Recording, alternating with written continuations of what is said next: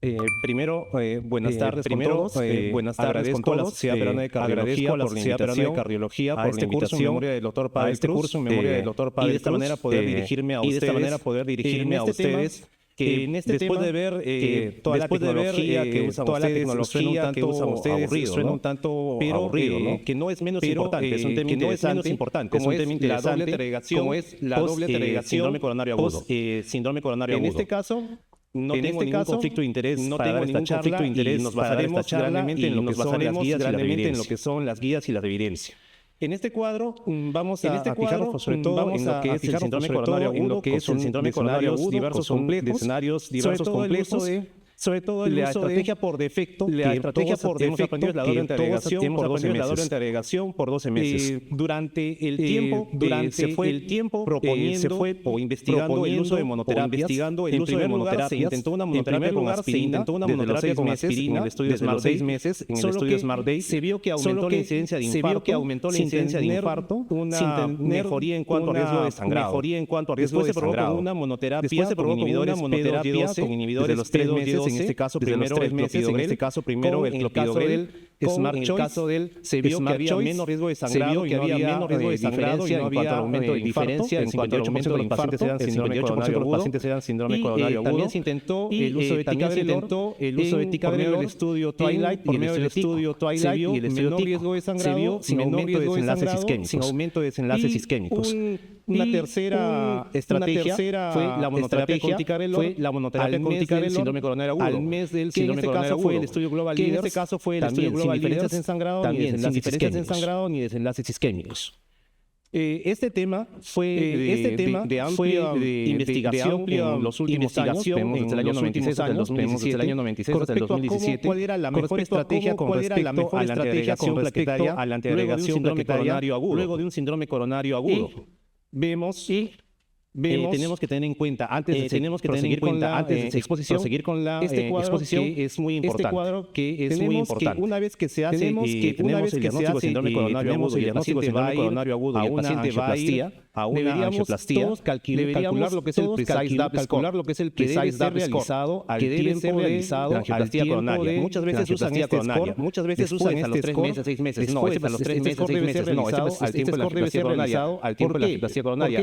Porque este precise DAP score nos va a dar el riesgo hemorrágico del paciente. Entonces, una vez que se hace el cálculo del score, el paciente, si tiene un score de 25 más, debería preferirse un esquema corto de doble agregación plaquetaria, y si tiene un score menor de 25, podría usarse un score estándar de 12 meses de doble agregación.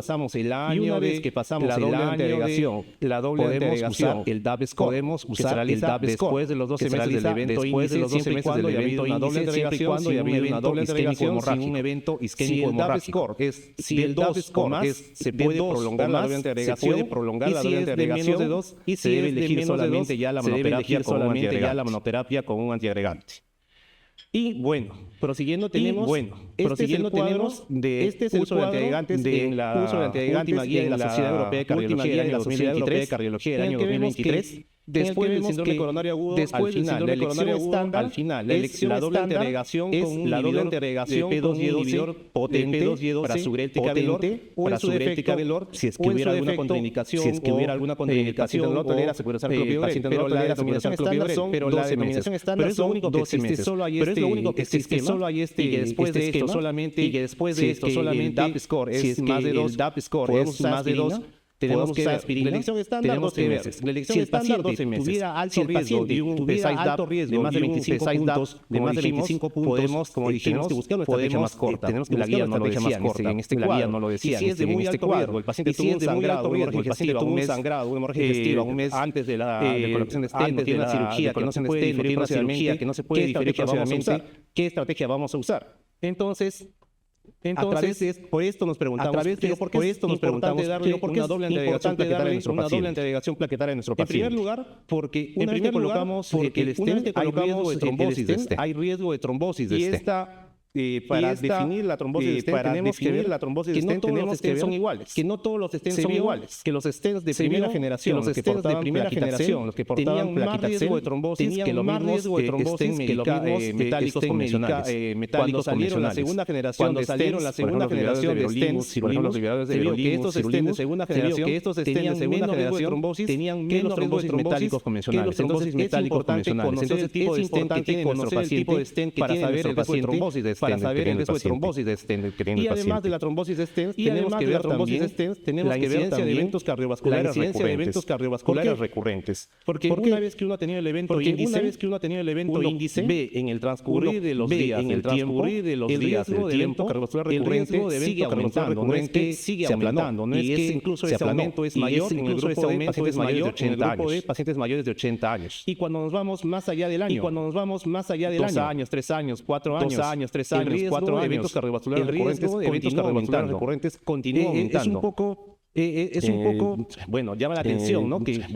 A los 12 meses, la guía dice que le quitemos un antiagregante plaquetario, pero cuando vemos la evidencia, el riesgo cardiovascular recurrente sigue aumentando, especialmente en pacientes mayores de 80 años, si bien es cierto, van a tener más riesgo de eventos cardiovasculares, también tienen más riesgo de hemorragia.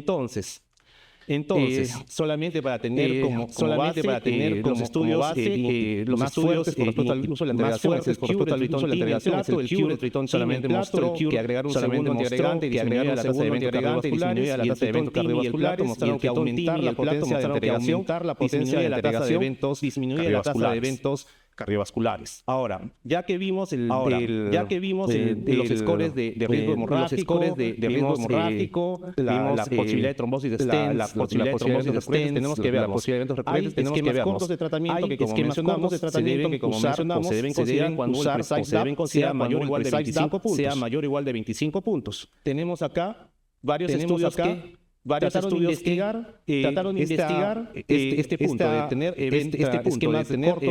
esquemas cortos de tratamiento. Hay que tomarlos con pinzas estos estudios, porque tienen alto riesgo de tener errores tipo 2, que buscan una no inferioridad, con márgenes un poco amplios, tenían poco poder para desenlaces isquémicos, unas poblaciones un tanto cortas, relativamente de bajo riesgo, como veremos a continuación, y también es importante decir que la aleatorización se realizaba al tiempo de la angioplastia. El tiempo de la angioplastia, en el momento en que había la división de los esquemas de tratamiento. Los estudios vieron que había menor riesgo de sangrado, los desenlaces isquémicos, pero con sus salvedades. En primer lugar tenemos el Stop That Trial.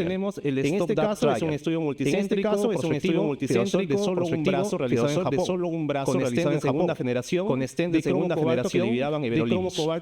El esquema era básicamente aspirina con clopidogrel por 3 meses, por 3 meses. Luego, cabe resaltar que en este estudio, la mayoría de los pacientes eran enfermedades representación de lo que era enfermedad de tronco coronario izquierdo, había poca representación de lo que era la enfermedad multivaso. Y que ya que era un estudio de un solo brazo, los investigadores tuvieron que poner una meta que era 6.6%, que era encontraron una incidencia de 2.8 de eventos cardiovasculares. Entonces dijeron, parece que suspender el tercer mes y quedarme solo con aspirina podría ser algo positivo, pero recordemos, el problema era de que la mayoría de estos pacientes eran síndromes coronarios crónicos, no síndromes coronarios agudos. En ese caso, después salió el este estudio fue un estudio loterizado realizado en Corea, se usaba una doble antiagregación estándar, aspirina con clopidogrel hasta el sexto mes, se suspendía un antiagregante y se quedaba con monoterapia con aspirina. En este estudio. ¿Y qué vieron en este estudio? Primero, de que la diferencia de no había una diferencia significativa.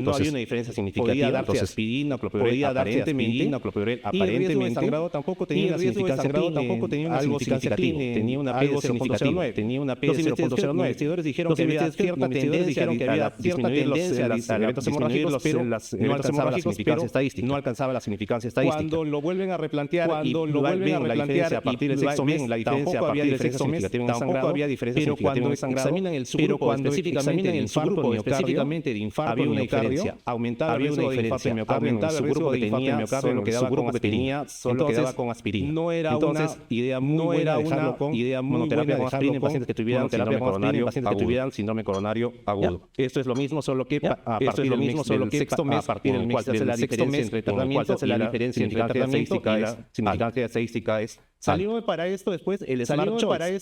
En este caso, igual. En este caso, igual. También realizado en Corea. El que se suspende la aspirina y queda con monoterapia con inhibidor de P2Y12 luego del tercer mes de tratamiento. El compuesto de eventos primarios en los MEIS vieron no había diferencia en cuanto a la incidencia de eventos, podía darse una integración simplemente sin diferencia. En cuanto al riesgo de sangrado, vemos acá el que quedaba con monoterapia con P2Y12 tenía menos incidencia de sangrado que el grupo de doble integración plaquetaria. Es mejor suspender la aspirina y dejarlo con un inhibidor P2Y12 según los estudios. Acá compararon el Smart Date con el Smart Choice y se crearon tres grupos. El grupo de solamente clopidogrel, el grupo de doble integración plaquetaria, el grupo de doble integración plaquetaria, el grupo de incidencia de MEIS. En la aparentemente no había diferencia significativa, pero cuando ven el grupo de solamente aspirina tiene más infartos que los otros dos grupos. En cuanto a la incidencia de sangrado, solamente clopidogrel tiene menos incidencia de sangrado que el de doble integración plaquetaria. Está siendo una buena idea hacer ciclos cortos de monoterapia con inhibidores P2Y12. Ante esto, sale el estudio Global Leaders. En el Global Leaders, que es un estudio multicéntrico, internacional, ticagrelor más aspirina. En este caso se hizo dos grupos. En este caso se hizo dos grupos. Doble integración con aspirina y luego del segundo mes, que se quedaba 2 años con ticagrelor, que se quedaba 2 cada 12 horas, 90 cada 12 horas, doble integración por un año y luego seguido por monoterapia con aspirina. ¿Qué es lo que se vio en el Global Leaders? La diferencia de mortalidad por todas las causas, no había diferencia entre dar, de doble integración que hace solo con ticagrelor versus la doble terapia. Cuando vemos el cuadro, mortalidad por todas las causas, no había diferencias, infarto de miocardio, no había diferencias, hemorragias, tampoco había diferencias. Ya estamos usando un antiagregante más potente que el clopidogrel y no hay diferencias. Ante este Global Leader, después salió el Twilight. Es un estudio de ticagrelor con o sin aspirina en pacientes de alto riesgo, luego de internacional, multicéntrico, aleatorizado, en el cual los 3 primeros meses fueron abiertos fueron abiertos con doble integración plaquetaria y luego ticagrelor más placebo, y que se encontró en el Twilight. ¿Y qué se encontró en el Twilight?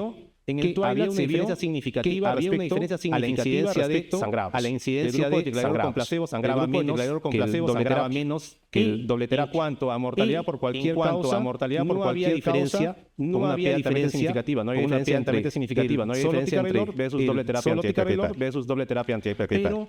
¿Qué pasaba? Cuando se hace un análisis un poco más profundo del Twilight, se vieron pacientes de tan alto riesgo. No eran pacientes de tan alto riesgo. No había pacientes con LST, eran con enfermedad coronaria, enfermedad coronaria elevados, había baja tasa de eventos en comparación con un grupo de alto riesgo, con un grupo de alto riesgo, y se estudiaron con LST elevado, choque cardíaco elevado, indicación de anticoagulación crónica. Con esta base teórica, salió el estudio TICO, también en Corea. A los asiáticos les interesaba mucho lo que pasaba con el tema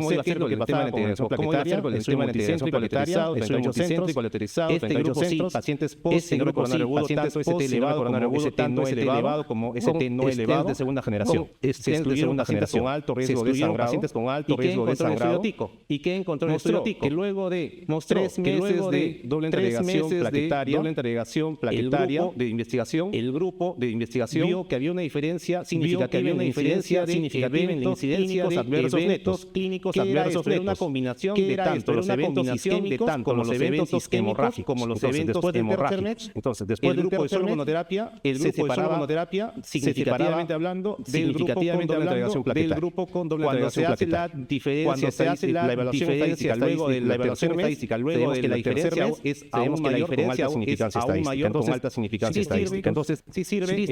suspender la monoterapia a los 3 meses. Para ver acá que la diferencia en el sangrado era en cuanto al grupo de monoterapia con ticagrelor con una disminución del sangrado de casi el 90%. Unas palabras cortas para el esquema largos, valga redundancia. Luego de 12 meses de uso de doble agregación, si no había habido eventos, probó dar hasta los 30 meses, o una tinopedina más aspirina. Una tinopedina más aspirina. Hizo la trombosis de stents. La trombosis de stents bastante en el grupo que usaba tinopiridinas, la incidencia de MACE, una PEA altamente significativa, pero sí llamó la atención, había un aumento de la muerte no cardiovascular en el grupo que usaba tinopiridinas, a tenerlo en consideración en los esquemas largos. Salió el estudio Pegasus, pacientes con infarto previo, pacientes con infarto previo, 60-90, se vio que era más efectivo en disminuir la tasa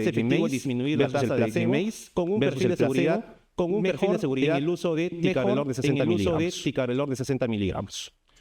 Aunque hubo un aumento en el sangrado, estos no eran sangrados fatales o dependientes de hemorragias intracerebrales. Igual, para tenerlo en consideración. Esto es algo interesante, es un subanálisis del estudio Pegasus.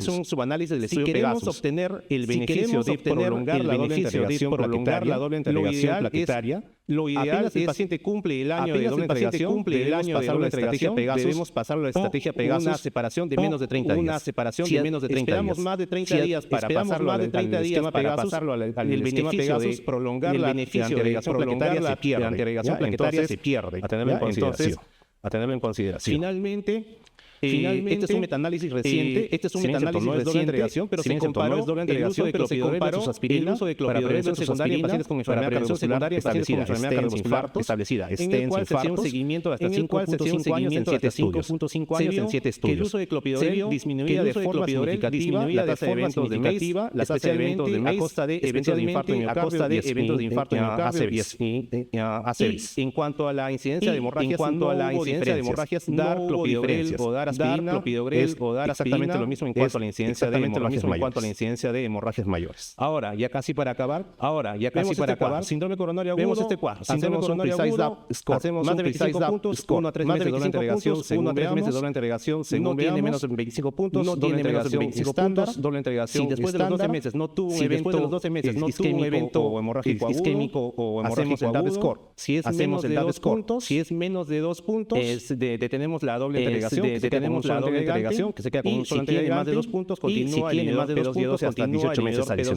18 meses adicionales. Este es el último cuadro de la Sociedad Americana de Cardiología respecto a la antiagregación plaquetaria de este año. Síndrome coronario agudo, menos de 25, estrategia por defecto, estrategia por doble entregación por 12 meses, ticagrelor por 12 meses, más ticagrelor plazugrel. Si tenemos más de 25, tenemos que buscar estrategias para disminuir el riesgo de sangrado en los pacientes, doble entregación, evaluar continuamos y queda como monoterapia con ticagrelor. No pude hablar de la anticoagulación, doble concomitante, sea triple terapia con clopidogrel, con doble entregación con clopidogrel, se discontinúa la aspirina de 1 a 4 semanas y quedaría angioplastia con clopidogrel más antiagregante plaquetario. Estas son 3 estrategias alta recomendación.